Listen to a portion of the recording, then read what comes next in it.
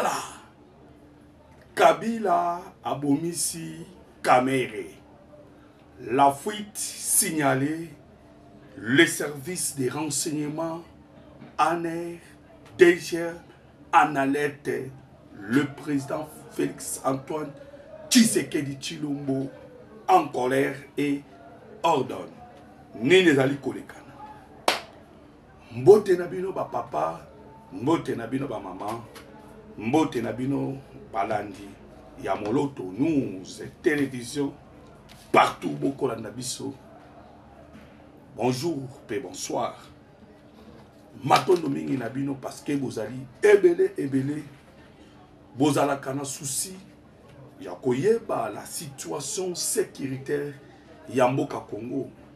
Voilà pourquoi Bobenga kabiso tangu nyonso pona koluka koyeba nini zali kolekana en République démocratique du Congo, votre pays, notre pays. Yango wana bandeko, on vous demande déjà de commenter les sujets du jour. Awato koloba sur Kabila ainsi que Kamere, qui est invité en toute urgence na niveau ya Afrique du Sud pour un dialogue rejeté par la République démocratique du Congo. Bandeko ni nezali kolekana. Nous vous invitons déjà à passer aux commentaires et de donner votre avis. Mais comment ça n'a été aimer notre émission parce que là aussi on va vous dire qu'est-ce qui s'est passé sur le plan B de Paul Kagame où tu as échoué complètement. Alors on demande à bango nyonso et comme iskoyo na plan A parce qu'il y a eu double plan où il va préparer qui en toute urgence où il va exécuter avant le 8 du mois de septembre où Paul Kagame est invité à niveau à Washington par Donald Trump pour mettre fin à la guerre dans la République démocratique du Congo. Bandeko, l'année 2025 est une année historique. Parce que Makambo est allé rouler en toute vitesse, jamais vu. Ndengena utika ko annoncer par peuple congolais bandeko. Kabila a mené des démarches.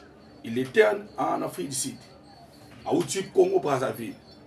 Et boyoka ki na Congo Brazzaville avec une mission ya ko benga moko opposant parce que elongo na Sassou Nguesso na William Ruto ainsi que Paul Kagame et Museveni bazaki ko préparer ndenge nini bako ko faire échec na processus de paix de Washington et de Doha ainsi que na deal aux Koya sur le minerai entre les États-Unis d'Amérique et la République démocratique du Congo. La réponse de Jean-Marc Kabound au Yalobaki a co-participé à la préparatif il y a dialogue Wanate.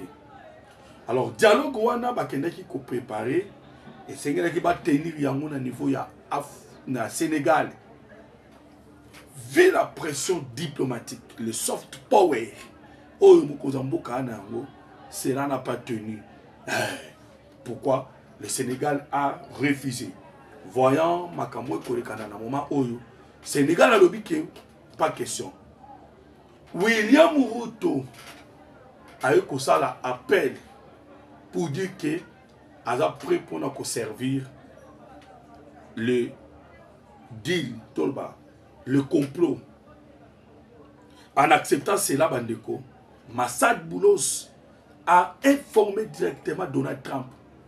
Et je pense que Boyokaki, Maloba James Rich, l'un des sénateurs américains proches de Donald Trump, a déjà une résolution pour Zoyango, à Memayango, Mbalamoko na niveau ya bandeko ba Congolais na Congrès américain pour que va évaluer relation ya États-Unis d'Amérique avec le Kenya. Pression. Kenya yeko jeter l'éponge parce que Abangi. Alors bandeko, Vous allez comprendre que Joseph Kabila a cherché et l'on a baillé SSC 5 place nini bango ba okende kocha toujours les deals en question de na utikobeta masolo n'ayant pas trouvé, mais c'est maintenant l'Afrique du Sud qui accepte bakende kosala kuna. Mais qu'est-ce que nous avons constaté dans Makambu au Italie, monsieur Vital Kamerhe? Dans 4 vacances parlementaires, il n'a pas été tranquille. Bandeko, Azalaki na France, tina quel dossier avec Emmanuel Macron. Je pense que mon qui, bah français, bah misaki, moko communication pour dire que oh non, nous attendons bah Congolais, bah Kocha, une liaison entre monsieur Vital Kamerhe et nous, toko comploter, basangani, basangani wangana. Mais Tolo Baka, c'est lui qui s'explique sa crise. Cela veut dire que sa crise la moko. Vital Kamerhe a quitté Kuna. Il a commencé à aller à gauche et à droite. Mais, oh non, c'est bien bien. Lorsque le ministre belge des Affaires étrangères, Maxime Prévost, ayaki na Congo Brazzaville, ayaki na RDC, ayaki na Kenya. Bandeko, place no so akendaki wana, akendaki ayaki na liloba moko. Ezalaki to respecter le processus de paix de Washington et de Doha qu'on passe après na dialogue. Alors, Vital Kamerhe a quelque là, Maxime Prévost, pour implorer que le dialogue est salama et inclusif.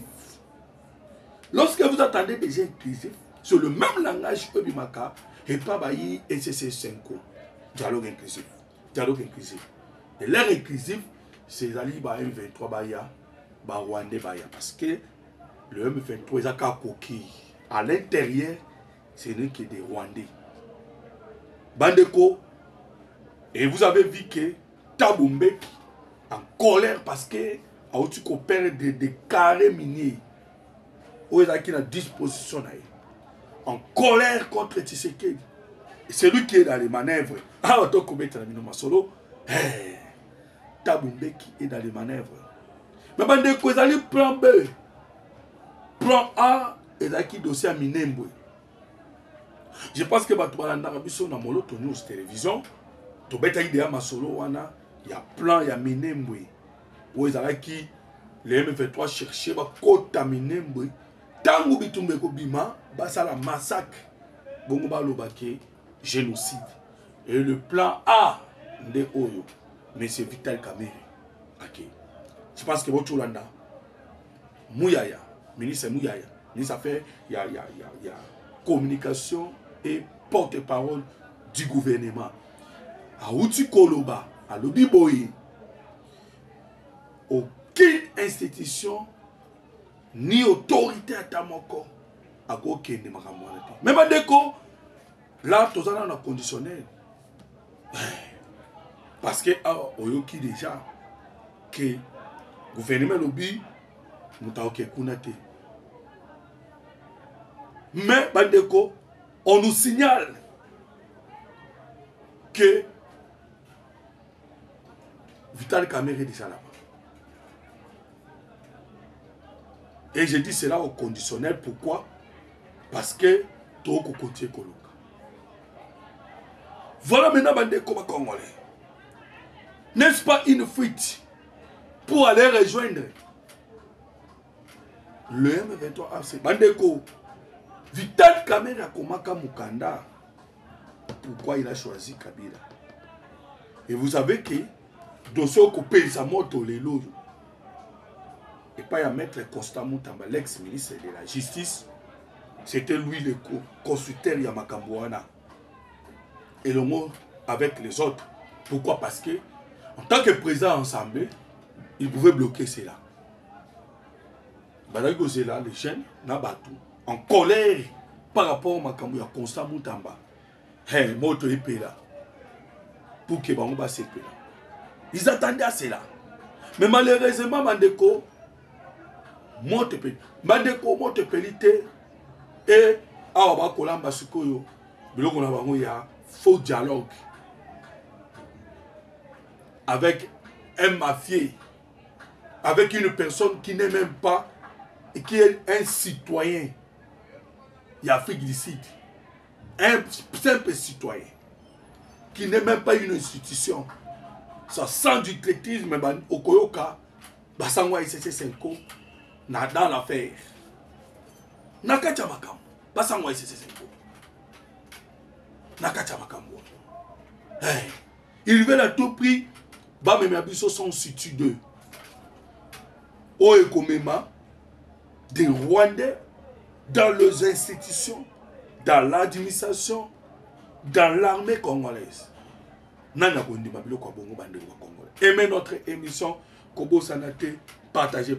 Le président Tshisekedi en colère, très en colère, et il hausse les tons. Ah, Congolais, des surprises.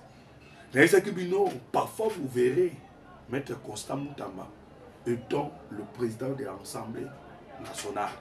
Moutaroubo ya Rosalate. Le président Tshisekedi peut le propulser. Parce que vous avez vu qu'il a servi la nation avec honnêteté et sincérité. Hein? Si c'est Roba Lukanef, Toroba qui déjà qui va tous les ennemis déjà bakobi maman que région de Kaya ba ennemi en République démocratique du Congo. Bazaki ebele. Voilà à la poche il a rentré parlementaire parce que c'est dans 2 semaines. Bandeko des manœuvres et ces manœuvres ils ont de partout. Vous avez vu que bango bae koluka basa bango dialogue parce qu'il y a eu un dialogue déjà ils ont donné ça la mana Washington. Na mukolo le 8 bango bae avant. Tout comme Père sous Emmanuel Macron a bengi oaye conférence dans le mois d'octobre. Et alors que dans le mois d'octobre, ils ont dit date oyo Donald Trump a postulé pour obtenir le prix Nobel de la paix. Alors, vous comprenez que ni les Kosalama, c'est du complot. Mais ils sont en retard. En retard pourquoi? Vous savez que Mboka Congo a plan nyon somunguna ko préparer déjà toye ba en avance. En avance. Parce que c'est maintenant confirmé que nous travaillons avec les services de renseignement américains. Donald Trump a s'exprimer là-dessus. Il y a même une vidéo.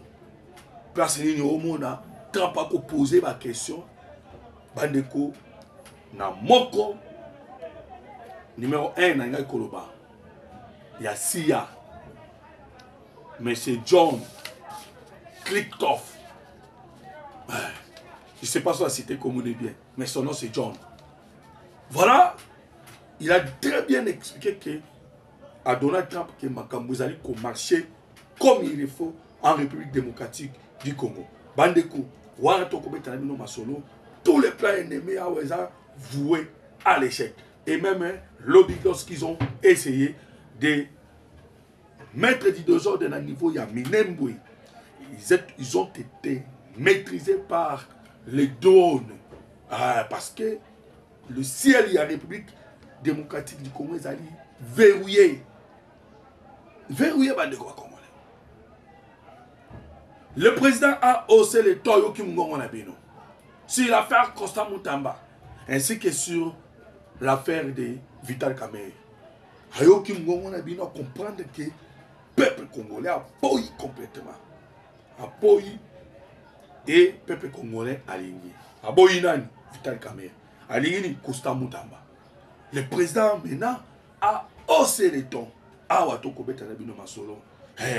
Parce que notre pays, comme démarrer sous-souté avec des traites et des infiltrés. Pas question. Alors, déjà, ce qu'on dit, dans le moment où qui péléquait ces jours, parce que les services sont là. Il y a renseignement. Ils arrivent pour mettre la main dans le bâton, surtout Oyo, Bazali Koluka, Ko Tchatouble, Peko Bebisa. la quiétude ya bana mboka Congo. We bandeko oyebi ke makambo ezali molili na niveau tokokende trouble na Rwanda. Kagame inconsolable bandeko. Pourquoi? Parce que bameke baactive déjà plan B na bango. Awa bokomona mikolo koya ekozala somo. Oyebi ke la République démocratique du Congo na mokonzi mboka, nous avons dit oui na paix, mais non na nini na oubli il y a 10 à 15 millions de morts. Awana pardon ezate. Nous avons déjà dit non. Biso toko continuer na bataille oyo. Okaki Rwanda ndenga utikolela non au nom à République démocratique du Congo. Qu'est-ce qu'ils ont dit là? La désinformation de qui? Donc, c'est que, et après des informations, vous pouvez simplement comprendre que tous les mensonges à Rwanda, tout bloqué en gros. Voilà pourquoi, non, nous disons non à la désinformation. Et là, on a des informations qui les alliés pour bloquer Bango complètement. Matondo bingi na bino balandi na biso ya moloto news télévision bozalaki ebele kolanda biso en direct na chaîne na bino. Voilà pourquoi nous vous demandons d'aimer notre émission et de partager. Quant à moi, je vous dis merci beaucoup. Que Dieu vous bénisse.